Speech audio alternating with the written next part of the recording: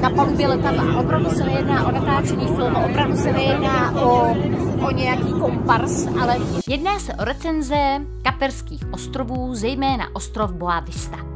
Pojďme se podívat na to, jak to tam ten týden vypadalo, kdo nás všechno přivítal, jaká byla obsluha, celková destinace, pobyt, vstřícnost personálu, který se o nás opravdu po celou dobu krásně staral. Uvidíme také faunu a floru, pláže a krásný oceán, písečné duny a dozvíte se, proč jsme si vlastně vybrali tento krásný ostrov. Hotel Royal Horizon Boa Vista se nachází 3 kilometry od letiště. Zaujalo nás, že pro nás přijel krásný starodávný autobus, který nás všechny naložil i z kufry a jelo se opravdu pouhých 10 minut na hotel. Tento ostrov je opravdu známý tím, že je schovaný, to znamená, že tam můžete potkat spousty zajímavých osobností a co nás hlavně zaujalo, jak vidíte po levé straně, že se tam nenachází vlastně vůbec nic.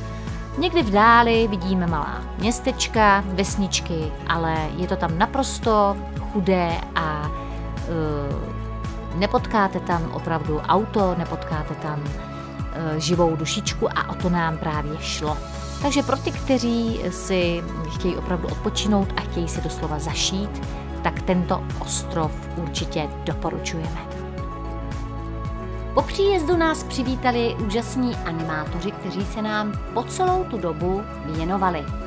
Cvičili s námi, plavali, bavili nás, ale dokonce nás učili i potápět se. Co nás opravdu překvapilo a potěšilo, byla obsluha, která nám dala výborný drink, ledový, grpový, protože si musíme uvědomit, že na tomto ostrově je opravdu kolem 40 stupňů na slunci. Na recepci byli velmi milí, až na to, že nerozuměli moc anglicky.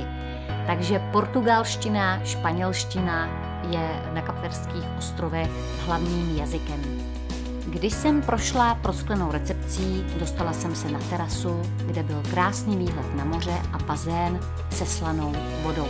Teplota vody v bazénu i v moři po celou tu dobu měla 29 stupňů.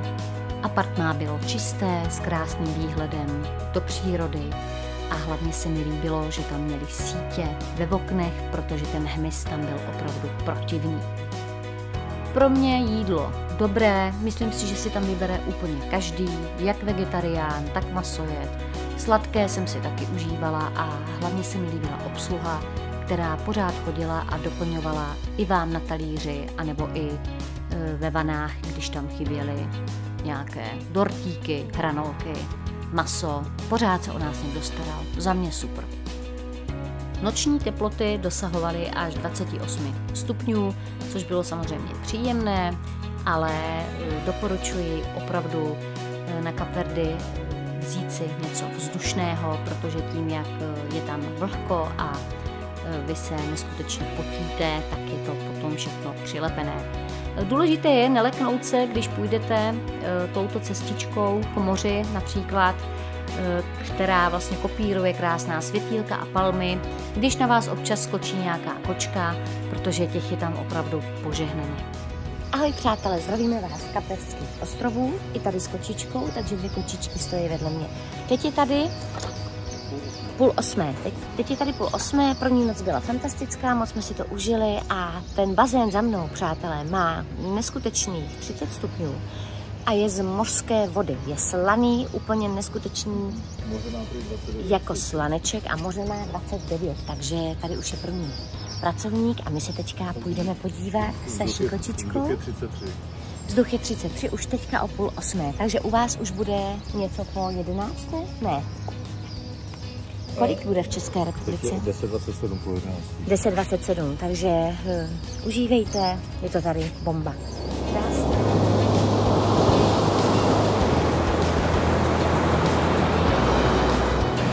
Sorry, vypadáme hrozně, je brzo ráno a vidím vlastně konečně tsunami. Konečně vidím na první pohled, co to je vlny, protože jsem nikdy takový vlny nezažila. Takže jsem z toho fascinovaná, hlavně mě fascinují tyhle laguny, kde jsem si myslela, že budou mušličky. A tady vlastně můžeme vidět, jak si ta příroda, bohužel tam budou lidi asi, ale ta příroda zahrává vlastně s tím, že tady byla kolo, který je normálně pod vodou. To znamená, že moře sahá až tam, tohle je odlišná kráva. A já jsem z toho v šoku, já jsem tohle nikdy v životě neviděla, takže za mě dobrý až na to, že tady není jediná škeble. Ale to je můj problém, škeble jsem já.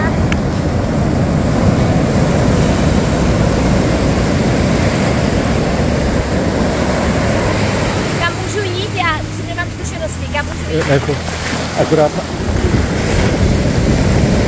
dál bych nechodil. Ještě můžu jít? Já bych, aby tě to by nás trhlo na zpátek, víš, ono je to silný. Já jsem jo, ale tam jak se to mele a skáče to dolů, tak ne. Takže kam? Jenom... A jestli to schodí, tak mě vydáhneš? Jednak je to jasný, ale ten zlom, ten by nás položil. K tomuhle už ne, k tomu, jak se to žene. Jo, protože ono to má větší sílu, než oni jsou hodně velký.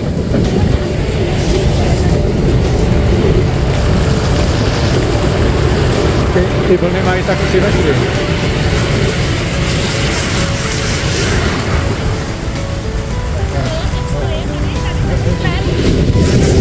Oni mají tak 3 metry.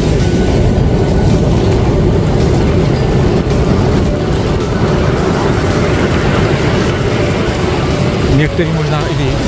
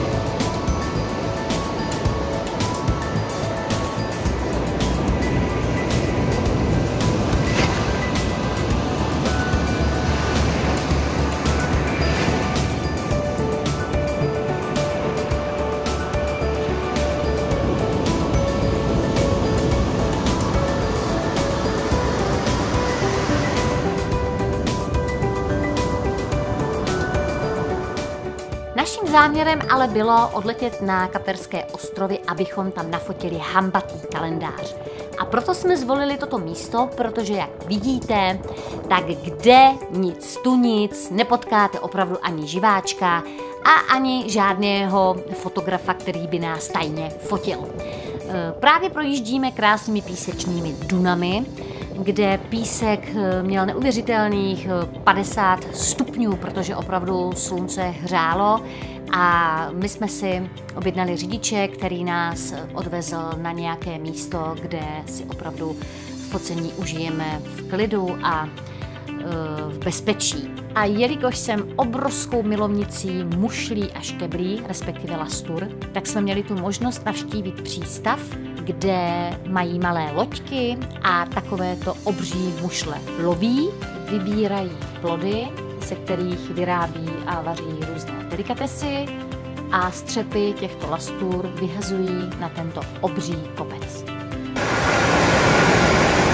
Asi to, přátelé, nevidíte, ale já vidím takový úkaz, že toto, co je přes den bílé, je úplně růžový písek. Položeně je to asi tím, že jsou červánky, ale když se kouknete na hladinu moře, tak je tyrkysová. Je to zelenotyrkys, je to unikátní barva, já jsem to nikdy v životě neviděla, i růžové vlny. Jsou i růžové vlny a to vidím poprvé v životě. Kdybyste mi tohle někdo vyprávěl nebo pustil na videu nebo v televizi, tak řeknu, že je to přibarvený, nebo že je to Photoshop, nebo že je to joke. Takže pro mě největší zatím úkaz, co mi Kapverdy ukázali. Opravdu vidíte růžové vlny, bude to asi od těch červánků, je to jasné, protože je tady zataženo a je tady příjemná, to je vyloženě duhová barva, já vidím duhové vlny, přátelé. Je tady zataženo, je to tady příjemné, je tady teplíčko, ale takovou tu barvu moře jsem nikdy v životě neviděla. Opravdu vidíte reálnou barvu, vůbec si s ní nebudu hrát v žádných filtrech. A toto za námi, to je ta legendární cihelna, tamhle máme jednu horu, druhou horu, tamhle u té vlastně máme kousíček hotel, tam u té bydlíme. Takže ještě jednou se mnou pokochejte se, ano, vidíte růžový písek, růžové vlny, růžovou pěnu a tuto krásně duhovou, modro-tyrkysovo-zelenou barvu hladiny moře, přátelé. Je to unikát, pro mě je to unikát a myslím si, že i zdejší domorodci se kochají, protože nám říkali, že takové vlny, které tady byly včera a dnes, že nepamatují. Takže se dívejte, je to opravdu úkaz přírody. Je to nádhera. Opravdová nádhera. Je to opravdu sen. Člověk má pocit, že je někde na Velikonočních ostrovech nebo na Bahamách nebo někde na konci světa.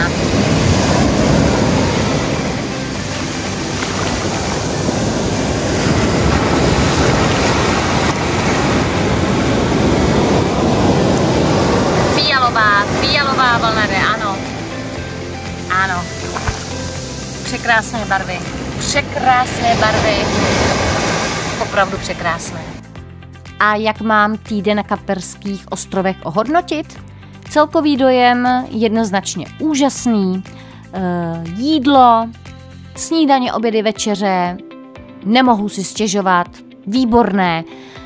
Noční život, čistota, přístup a vůbec pokora těch, kteří se o nás starali. Za mě perfektní, z 10 bodů bych si akorát dovolila půlku srazit, to znamená na 9,5 hvězdiček, protože co mě tam osobně opravdu štvalo a tím mě to malinko narušilo dovolenou, byl hmyz, který byl otravný od rána až do noci. Za mě já určitě Kaperské ostrovy doporučuji a na tento ostrov se určitě někdy velmi ráda vrátím. Tímto se s vámi loučím a uvidíme se u další recenze.